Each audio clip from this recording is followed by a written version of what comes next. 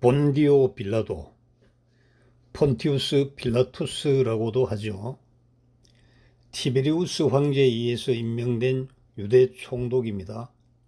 예루살렘에 주둔했던 군인의 한 사람이고 행정장관이죠. 이 사람은 진리와 현실 사이에서 고민하다가 죽음으로 가는 현실을 선택함으로써 기독교 역사에 가장 길이 나쁜 이름을 남긴 그러한 사람입니다. 본디오 빌라도에게 고난받으사 십자가에서 죽으시고, 신천지 종교 집단에서는 우리 정통 교회를 공격할 때 가장 먼저 이 말을 들어서 공격합니다. 빌라도는 예수님을 살려주려고 굉장히 노력한 사람인데 빌라도에 의해서 예수님이 죽었다 이렇게 표현한다고 엄청나게 공격을 해야 됩니다. 그들의 그 교단 교리는 빌라도를 공격하면서 정통 교단들을 완전히 무시해 버립니다. 보면 어떻게 보면 무식의 극치죠. 빌라도는 주후 26년에서 36년경에 유대 로마 총독으로 이제 부임을 했는데, 그 당시에 그 실태가 어땠냐 하면은 제사장, 서기관, 그리고 종교적 광신도들이 거짓 메시아의 온상인 예루살렘을 점령하고 있었습니다. 그래서 총독이면서도 예루살렘에는 거주하기를 꺼려했던 사람이라 이렇게 알려져 있죠. 유월절 축제는 종교와 유대인의 민족의식이 결합되어서 폭동이 일어날 가능성이 매우 높은 그러한 그 절기입니다. 아니나 다를까 유대인은 예수님을 잡아서 포승줄에 묶어서 빌라도 법정으로 끌고 왔습니다. 아수라장이 된 거죠. 빌라도는 예수님을 풀어주려고 노력했죠. 요한복음 19장에 잘 기록이 되어 있습니다. 요한복음 19장 말고도 마태복음에도 있고 누가복음에도 있고 여러 군데서 이 본디오 빌라도의 그 행적이 기록이 되어 있습니다. 이자가 범인입니다. 범인이 아니라면 이자를 여기까지 끌고 올 필요가 없었어요. 우리가 바로 즉결 처분했을 겁니다. 이렇게 이제 광란의 군중들이 소리를 칩니다. 그런데 빌라도는 내가 알아보니 이자는 죄가 없어. 이자가 무슨 죄를 졌는데, 그러니 너희 법에 따라 재판하면 되지 여기 끌고 올 필요가 없다니까. 이렇게 얘기하니까 유대인들은 우리는 누구를 처형할 권리가 없단 말이오. 총독이 처결해 줘야 되는 것이오. 그래서 어쩔 수 없이 빌라도가 예수님을 신문하죠. 내가 유대인의 왕이냐. 예수님께서는 이렇게 반문합니다. 그것을 당신이 스스로 안 것이오, 아니면 다른 사람이 말해줘서 안 것이오. 말문이 콱 막히죠. 빌라도는 내가 무슨 짓을 했기에 너의 동족이 너를 죽이라고 나에게 끌고 와서 넘겨줄 정도냐. 이렇게 다시 되물으니까 내 나라는 이 세상에 속한 나라가 아니오. 그럼 너가 왕이 아니라는 말이냐? 당신 말대로 나는 왕이오. 왕이 되기 위해서 태어났고 왕이 되려고 여기 왔지만 내 나라는 여기 속한 나라가 아니란 말이오. 자, 정치적 격변기에 살얼음판을 뚫고 총독이라는 높은 자리까지 오른 빌라도는 정세 판단, 상황 판단의 명수이자 빠꼼이죠. 예수님의 말을 들어보니까 유대인들이 주장하는 것이 엉터리라는 것을 금방 캐치할 수 있었죠. 그리고 예수님을 바라보니까 그 깊은 눈빛, 고요한 그 무엇, 지금까지 들어보지 못한 묘한 그 뉘앙스의 그 말씀은 빌라도의 내면을 완전히 흔들고 있었습니다. 그 무언가 힘이 있는 분이 분명해. 이렇게 생각하던 빌라도는 자기도 모르게 불쑥 물었습니다. 진리가 무엇이냐고 물었죠. 그때 빌라도 아내의 하인이 헐레벌떡 달려왔습니다. 주인님, 그는 의로운 사람이에요. 절대로 처벌하면 안 돼요. 사모님께서 꿈을 꿨답니다. 이렇게 얘기했죠. 기분마저 묘한데 아내의 하인으로부터 꿈 얘기까지 듣고 나니까 더 망설여지는 거예요. 아, 이거 적당히 처리하라는 어떤 메시지구나. 이렇게 생각한 이제 빌라도가 군중들에게 다시 딜을 합니다. 나는 그에게서 아무 혐의를 발견하지 못했다. 지금이 6월절 아니냐. 죄인 한 사람을 풀어주는 관리가 있는데 이 사람을 석방하면 안 되겠냐. 이 사람을 석방하겠노라 이렇게 선포하죠. 사실 높은 자리에 오르기까지 온갖 풍상을 겪은 사람들은 빌라도뿐만이 아니라 거의 모든 고관 대작들은 자비란 건 원리 없어요. 최근에 가장 핫 이슈가 된 우리나라 정치적인 문제 있잖아요. 한동훈, 윤석열 대통령, 강백신, 김영철 같은 검사들 있잖아요. 이들의 업무 자체가 자비를 함양할 수 있는 자리가 아닙니다. 누가복음 13장 1절에 빌라도가 얼마나 잔인한지 거기에 드러나 있어요. 바로 그때 몇 사람이 갈릴리 사람들에 관하여 주께 말씀드리기를 빌라도가 갈릴리 사람들의 피를 그들의 희생제물과 섞었다고 하더라. 여러분, 희생제물에 제사를 드리는 희생제물에 갈릴리 사람들을 죽여서 피를 거기다 섞어버렸다고요. 이게 얼마나 잔인한 인간입니까? 예수님이 정치적 인물이 아니고 또 그렇다고 빌라도에게 이익이 되지도 않는 그런 인물이죠.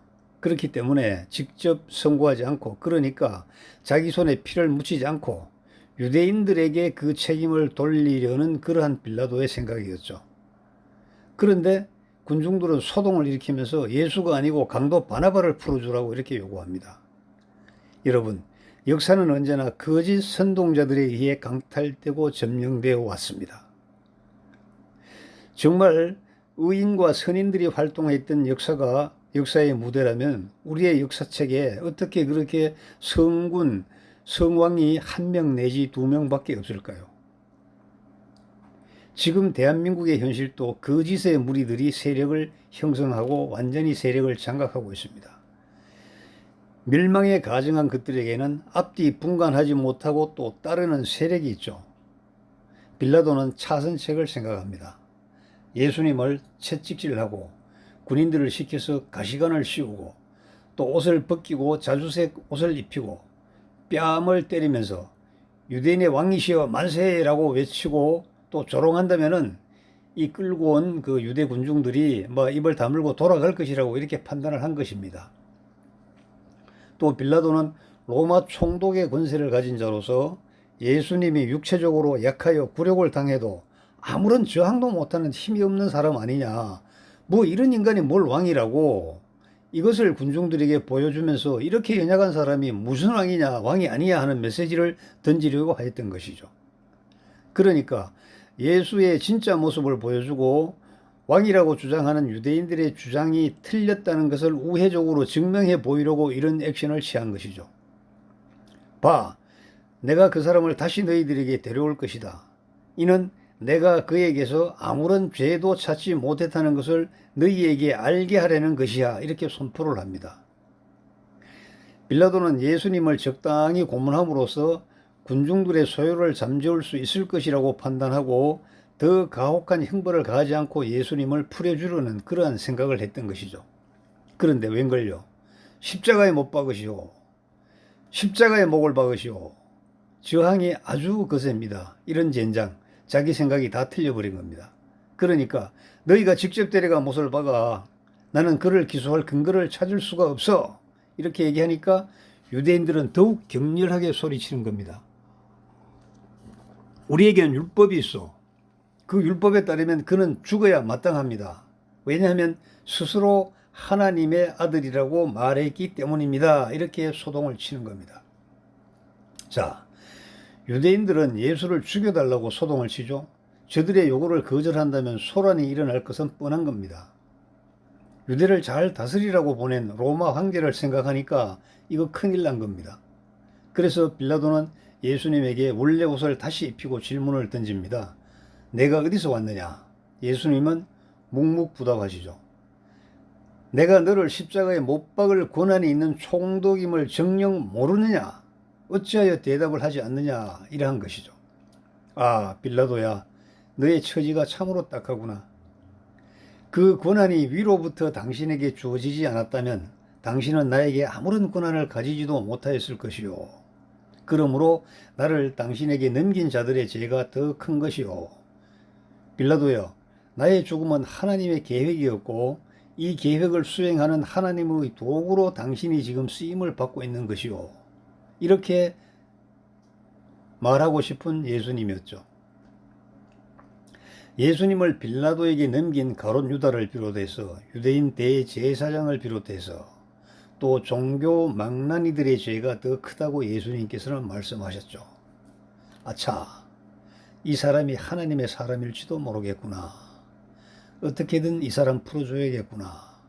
이렇게 생각을 하는데 이런 낌새를 느낀 유대의 지도자들이 빌라도를 협박해 버립니다. 당신은 로마 황제 가이사의 명령을 거역할 셈인가요? 이 세상의 왕은 오직 황제 가이사뿐이요. 자신을 왕이라고 참칭하는 자는 죽여 마땅한 것이요. 왜냐하면 황제에게 반역하는 자이기 때문이요. 빌라도, 저들의 주장이 거짓임을 알지만은 세력이 워낙 강하니까 저절로 한숨을 쉬게 됩니다. 예수님을 보호하려면 소요가 일어나고 가이사에게 불충하는 총독이라는 밀서가 반드시 들어갈 것이고 그렇게 되면 자신의 안위와 위협을 받게 된다는 상상을 순식간에 하게 되는 것이죠. 그렇다고 없는 죄를 만들어 씌우는 유대인들을 곱게만 봐줄 수도 없는 상황입니다. 빌라도는 유대인을 조소하는 말을 해버립니다. 자, 너희의 왕을 봐라. 그를 십자가에 못 박으시오. 우리에게 왕은 가이사 이외에는 없소. 군중은 소동쳤고 그들의 함성은 온 예루살렘을 뒤엎었습니다. 오호, 통제로구나. 내 혼자 힘으로는 아무것도 할 수 없구나. 빌라도는 그들의 요구에 굴복하고 맙니다. 하지만 이대로 물러난다면 역사의 죄인이 될 것을 우려하죠. 부하들에게 물 한 대야 가져오라고 시킵니다. 내 손을 이물에 씻어서 이 사람이 죽은 피에 대해서는 나는 책임이 없음을 여기서 증명할 것이야. 그러니 너희가 당해. 유대 군중들은 정말 말해서 안 될 말을 하고 맙니다. 그의 피를 우리와 우리 자손들에게 돌리면 될 것 아니오. 예수가 흘린 피의 책임을 우리가 지겠소. 우리로서 부족하면 우리 자손들이 그 책임을 지면 될 것 아니오. 예수님은 십자가에서 운명하셨습니다. 약 40년 후인 서기 70년에 로마의 티투스 장군이 군대를 끌고 와서 온 예루살렘을 짓밟았습니다. 예루살렘과 제2성전이 파괴되고 수십만의 유대인이 로마의 포로로 끌려갑니다. 2세기에 유대인들이 반란을 일으켰지만 58만 명이나 되는 대백성들이 학살당하고 아예 예루살렘에서 추방 명령이 내려집니다. 유대인들은 예루살렘에서 나가라! 또 유대의 이름도 바꿔버립니다. 팔레스타인. 오늘날 또 부르는 그 증오의 이름 팔레스타인이 이때 비로소 시작이 됩니다. 빌라도는 유대 군중들의 협박에 무릎을 꿇고 예수를 유대 지도자들에게 넘겨서 십자가에 못 박게 합니다. 십자가에 명표를 달고 유대인의 왕 나사렛 예수라고 써서 붙입니다. 유대인들이 반발하죠. 자칭 유대인의 왕이라고 써주시오. 안 돼. 빌라도는 거부합니다. 유대 지도자들이 아무 죄도 없는 예수님을 시기하여 죽이려 한다는 것을 알고 있는 빌라도였기 때문에 이들의 요청을 들어줄 수가 없었던 것입니다. 그 명표를 손수 써서 붙이는 빌라도, 종교 지도자들의 위선과 부조리, 더러운 인간성을 폭로하고 싶었던 것이죠. 예수님은 유월절 축제 기간에 십자가에서 숨을 거두십니다. 아무 흠이 없는 어린 양을 죽여 문설주와 상인방의 피를 발랐죠. 구약의 출애굽기에서 출애굽 직전 상황입니다. 하나님의 사자가 지나가면서 피가 발린 집의 장자는 죽이지 않고 넘어갑니다. 아무 흠이 없는 어린 양의 피를 담보로 장자의 생명이 보존받는 그러한 상징적인 리허설이었죠. 신약에서는 예수님이 유월절 어린 양이셨고 피를 흘려서 운명하셨고 우리를 살리셨습니다. 빌라도, 진실을 밝히고 예수님을 살려주었어야 할 책임 행정장관. 그는 37년에 해임됩니다. 그리심산에 모인 사마리아인들을 모두 죽이라는 학살 명령을 내렸죠. 분노한 유대인들이 로마 황제에게 청원을 하였기 때문에 빌라도는 해임됩니다. 그 후 빌라도는 유배되죠. 지금 프랑스의 갈리아 지역으로 유배됩니다. 대제사장 가야바도 자리를 잃게 됩니다. 여러분, 권력과 탐욕, 다른 사람이 어떻게 생각하는지에 대한 관심이 자신을 죽게 하고 그 후손들을 망하게 하는 겁니다. 본디오 빌라도에 대한 그 기록은 로마 지역에는 사실은 없었습니다. 그랬는데 1961년에 이탈리아 고고학자들이 텔아비브 북쪽의 가이샤라 지방에 모래에 묻힌 원형극장을 발굴할 때 폭이 약 68cm 정도, 높이가 약 82cm 정도 되는 돌 비문이 발견되었는데 여기서 빌라도가 확인이 되었습니다. 그래서 빌라도는 가공의 인물이 아니라 역사적인 인물이었고 예수님을 돌아가시게 만든 그 장본인 책임 장관인 것이 모두가 입증이 된 것이죠. 자, 여러분, 이제 결론을 맺겠습니다. 지금 대한민국 어떻습니까? 대통령은 윤석열 대통령이죠.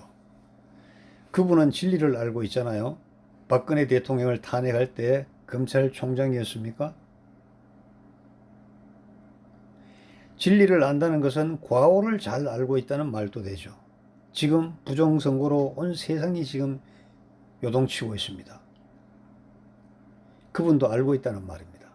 다만 진리를 결행할 용기의 결단이 없어서 미루고 있는 겁니다.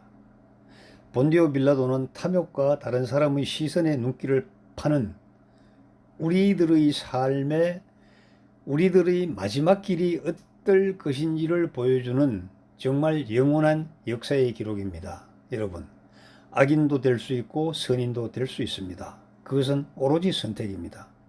올바른 선택을 가로막는 것은 본인의 탐욕, 또 다른 사람들, 특히 그 당시에 많은 사람들이 어떤 생각을 하고 있는지, 어떤 요구를 하고 있는지 그들의 시선에 눈길을 파는 순간에 악인의 선택을 하게 되고 악인의 선택은 반드시 죽음으로 연결됩니다. 우선은 잘 살 수가 있습니다. 권력도 가지고 이쁜 마누라를 가질 수도 있고 그리고 경제력도 가지고 떵떵거리며 외국을 쏘다니면서 살 수가 있는 것입니다. 그러나 역사는 냉혹합니다. 세상의 영화를 누리는 가운데 죽더라도 역사의 평가는 냉혹하게 정확하게 그를 저격할 것입니다. 여러분, 감사합니다.